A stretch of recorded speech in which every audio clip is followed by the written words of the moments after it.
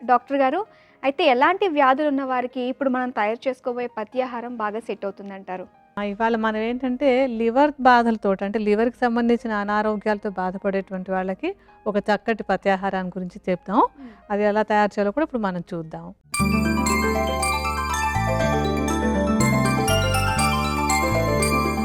Liver సమస్యలతో బాధపడుతున్న వారికి పథ్యాహారానికి కావాల్సిన పదార్థాలేంటో ఇప్పుడు తెలుసుకుందాం. నెయ్యి, పాలు, పసుపు, త్రిఫల చూర్ణం, వేప ఆకుల చూర్ణం, బలా చూర్ణం, నీళ్లు. కావాల్సిన పదార్థాలు చూసారు కదా, ఇప్పుడు తయారీ విధానం ఎలాగో తెలుసుకుందాం. డాక్టర్ గారు స్టార్ట్ చేద్దామండి. తప్పకుండా అమ్మా. ఇప్పుడేంటంటే ఈ లివరు బాధ అంటే సమస్యలతో బాధపడుతున్నటువంటి వాళ్ళకి ఒక నెయ్యి, పాలు వాటితో పాటు కొన్ని మూలికలన్నీ కలిపేసి ఒక మంచి పథ్యాహారం తయారు చేద్దాం. ఇందులో మనం మొట్టమొదట తీసుకోబోయేటువంటిది ఏంటంటే నెయ్యి. నెయ్యి ఒక టానిక్ లాగా ఉపయోగపడుతుంది. అలాగే ఏంటంటే లివర్‌కి సంబంధించినటువంటి అనారోగ్యాల్లో ఇచ్చేటప్పుడు లివర్ దగ్గరికి వెళ్ళాలి. మనం ఏదైనా ఆహారం ఇస్తే లివర్ దగ్గరికి వెళ్ళి పనిచేయాలన్నమాట. అలా వెళ్ళి పనిచేయడానికి నెయ్యి చాలా బాగా మంచి ఆహారంగా ఉపయోగపడుతుందన్నమాట. సో ఇందులో బేసిక్‌గా నెయ్యిని తీసుకుంటున్నాం. ఈ నెయ్యిలో మిగతా మూలికలన్నీ కూడా న్యాచురల్‌గా ప్రిజర్వ్ అవుతాయి. మనం ఏవో రసాయనిక పదార్థాలు అవి వేసి ప్రిజర్వేటివ్స్ చేయకుండా న్యాచురల్‌గా సహజ సిద్ధంగానే దీనిలో మనం ఆ మూలికల్ని నిలవ ఉండేలాగా అంటే పాడైపోకుండా ఉండేలాగా చేస్తాం అన్నమాట. సో సుమారుగా ఒక 200 గ్రాముల పరిమాణంలో నేతిని తీసుకోవాలి.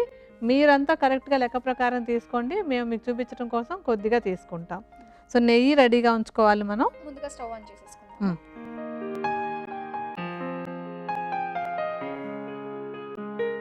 మొత్తం వేసేయచ్చు అంటారా?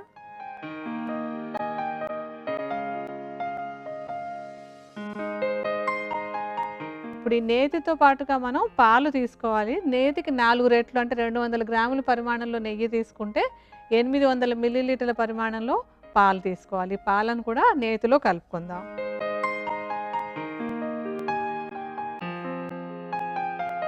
ఇందులోనే 800 మిల్లీలీటర్ల నీళ్ళను కూడా కలుపుకోవాలి. ఇప్పుడు మనం పాలు, నీళ్లు, నెయ్యి పెట్టుకున్నాం కదా, ఇందులో ఇప్పుడు లివర్‌కి టానిక్ లాగా ఉపయోగపడేటువంటి కొన్ని మూలికలు కూడా కలుపుకుందాం. అందులో మంచి లివర్ టానిక్ లాగా ఉపయోగపడేటువంటిది ఏంటంటే పసుపు. ఈ పసుపుని సుమారుగా 10 గ్రాముల పరిమాణంలో వేసుకోవాలి. మనం సుమారుగా వేద్దాం. మీరందరూ మాత్రం కరెక్ట్‌గా కొలత తీసుకుని 10 గ్రాములు వేసుకోండి.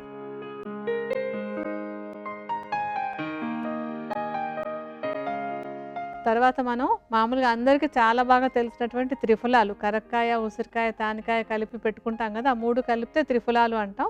ఈ మూడింటిని కలిపినటువంటి చూర్ణాన్ని తీసుకోవాలి. ఈ 3 ఏంటంటే కరక్కాయ, తానికాయ, తర్వాత ఉసిరికాయ, ఈ 3 కూడా లివర్కి ఒక టానిక్ లాగానే కాకుండా లివర్ని శుద్ధి చేయడానికి కూడా బాగా ఉపయోగపడతాయి. అంటే డీటాక్సిఫైయింగ్ అంటాం. లివర్లో ఉండేటువంటి మలినాలు అవి బయటకు పోవడానికి కూడా ఈ త్రిఫల చూర్ణం ఉపయోగపడుతుంది. సో త్రిఫల చూర్ణాన్ని ఒక 10 గ్రాముల పరిమాణంలో ఇందులో కలుపుకుందాం.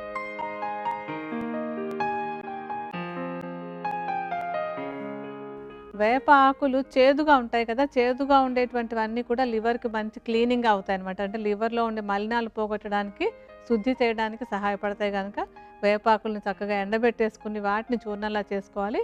ఆ చూర్ణం కూడా 10 గ్రాముల పరిమాణాలు అంటే వేపాకుల చూర్ణం ఒక 10 గ్రాముల పరిమాణంలో వేసుకోవాలి. ఇంకా ఇందులో మనం ఆఖరిగా వేసుకోవాల్సినటువంటిది బలా వేర్లు. ఈ బలా వేర్లు కూడా శరీరానికి ఒక చక్కటి రసాయనం లాగా ఉపయోగపడతాయి అన్నమాట. రసాయనం అంటే శరీరంలో డ్యామేజ్ అయినటువంటి కణాలన్నింటినీ మళ్ళీ బాగు చేసేటువంటివి. అలా ఉపయోగపడేటువంటి బలా వేర్ల చూర్ణాన్ని తీసుకుందాం. ఈ బలా వేర్ల చూర్ణం కూడా ఒక 10 గ్రాములు తీసుకోవాలి. అన్నీ మనం అంటే సమానంగా 10 గ్రాములు వేసుకున్నాం. ఇప్పుడు ఈ 10 గ్రాముల చూర్ణాన్ని ఇది కూడా కలపండి దాంట్లోను.